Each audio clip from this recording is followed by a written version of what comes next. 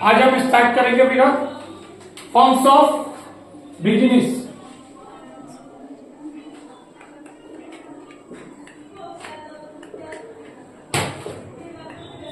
Forms of business में हम सबसे पहले बात करते हैं business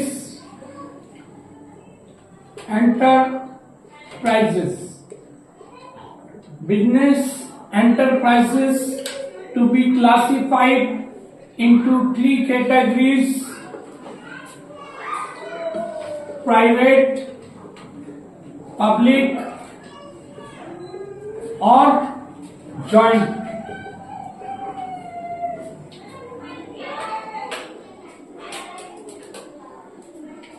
There is no role of government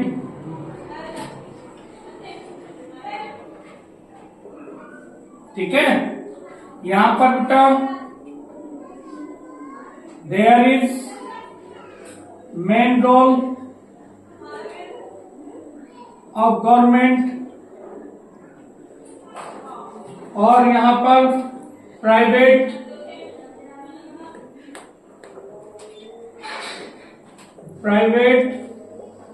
and public both contribute। ठीक है भैया, ये पूरी तरह से निजी में चलता है, ये गवर्नमेंट में इसका रोल होता है और इसमें जो है गवर्नमेंट और प्राइवेट दोनों सेक्टर काम करते हैं।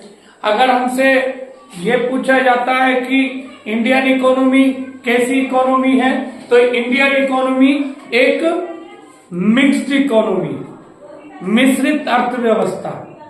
ठीक, क्योंकि कुछ सेक्टर गवर्नमेंट के अंडर में है तो कुछ प्राइवेट सेक्टर में और कुछ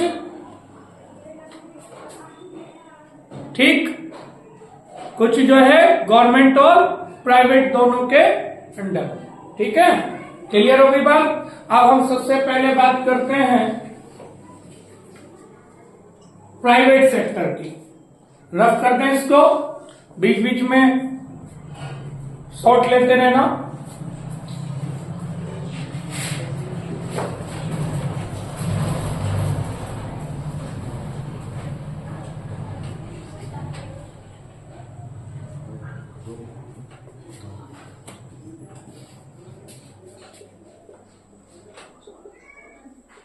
प्राइवेट सेक्टर, प्राइवेट सेक्टर में सबसे पहले हम बात करते हैं सोल प्रोप्राइटरशिप। सोल प्रोप्राइटरशिप, इसको हम कहते हैं एकांकी व्यापार। ठीक है, सोल प्रोप्राइटरशिप यानी कि एकांकी व्यापार। एकांकी व्यापार, सोल प्रोप्राइटरशिप दो शब्दों से मिलकर बना है। सोल के मायने होता है सिंगल यानी एक, और प्रोप्राइटर मतलब ओनर, मालिक। तो एक ऐसा व्यापार जिसका एक मालिक हो, एक ऐसा व्यापार जिसका एक मालिक हो, वही उसमें कैपिटल कंट्रीब्यूट करेगा, वही उसका ऑपरेशन करेगा, ऑपरेटिंग वही करेगा, मैनेजमेंट वही करेगा, सब कुछ उसके हाथ में होगा। लॉस का रिस्क उसका होगा, प्रॉफिट उसका होगा, जो कुछ भी होगा उसका होगा। उसकी लाइबिलिटीज अनलिमिटेड होंगी, उसका जो कैपिटल होगी वो लिमिटेड होगी, उसके सोर्सेज ऑफ फंड जो होंगे वो लिमिटेड होंगे। क्लियर है, समझ में आ रही बात। तो ये क्या होता है, सोल प्रोप्राइटरशिप, एकांकी व्यापार। क्लियर, एकांकी व्यापार में इसे अगर डिफाइन करना के लिए कहा जाए तो क्या होता है बेटा, इसको हम डिफाइन करते हैं कैसा बिजनेस जिसमें एक ऐसा बिजनेस जिसका एक मालिक होता है, ओनली सिंगल ओनर होता है, ठीक, जिसका प्रबंध वो करता है, संचालन वो करता है, उसमें पूंजी वो लगाता है, उसके दायित्व असीमित होती है, उसको एकांकी व्यापार या सोल प्रोप्राइटरशिप कहते हैं, ठीक। अब इसमें क्वेश्चन में आता क्या है, कभी कभी तो इसको डिफाइन करने के लिए पूछा जाता है, तो कभी इसके फीचर्स की बात होती है। तो इसके फीचर्स की अगर हम बात करें तो पहला फीचर्स क्या होता है भैया, पहला फीचर होता है क्या, सिंगल ओनरशिप, सिंगल ओनरशिप, एक ही मालिक होता है भैया, कोई दूसरा मालिक नहीं होता इसका। एक होता है इंडिविजुअल रिस्क, इंडिविजुअल रिस्क, एक मालिक व्यक्तिगत जोखिम होता है, यह अपना जोखिम किसी को ऊपर को ट्रांसफर नहीं कर सकता, इसका जोखिम है, जो जोखिम है व्यापार का वो इसका खुद का होगा, ये किसी को इसका ट्रांसफर नहीं कर सकता, ठीक है। No legal separate entity, no legal separate entity, ठीक है, पृथक अस्तित्व नहीं होता इसका,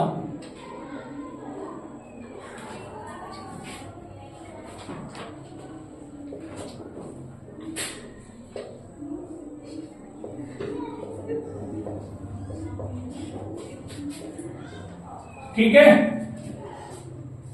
अनलिमिटेड लाइबिलिटीज, अनलिमिटेड लाइबिलिटीज, ठीक है, असीमित दायित्व, लिमिटेड रिसोर्सेस, लिमिटेड रिसोर्सेस, सीमित साधन,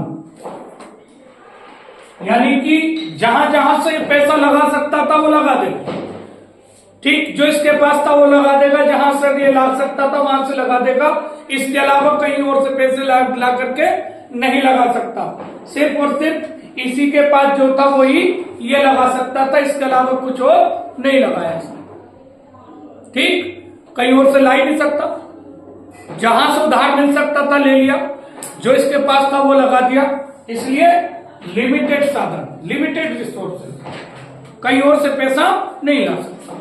समझ में आ रही बात, सिंगल ओनरशिप, एक मालिक होता है, इंडिविजुअल रिस्क यानी कि व्यक्तिगत जोखिम होता है, ये अपना जोखिम, अपना नुकसान किसी दूसरे की तरफ को ट्रांसफर नहीं कर सकता, ठीक।